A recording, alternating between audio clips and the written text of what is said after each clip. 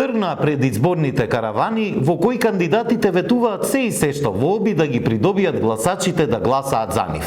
Деновиве во јавноста е актуелна идејата за бесплатен јавен превоз од кандидатката за градоначалник на град Скопје Данела Арсовска, за која таа на пресконференција на 29 септември изјави дека бил успешно реализиран во над 60 или конкретно 67 држави низ Европа.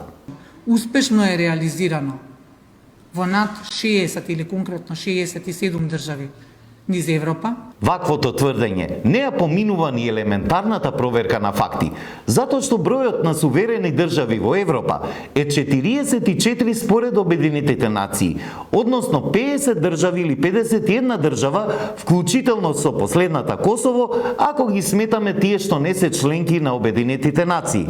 Така што тврдењето на Арсовска за 67 држави што имаат бесплатен јавен превоз е и математички невозможно. Освен тоа, воглавно се работи за проекти кои функционираат во одделни градови, а не во цели држави. Но не е само Арсовска која во предизборието ќе изнесе неостварливи ветувања или пак невистини. За жал, по тоа станаа предпознатливи предизборијата кај нас.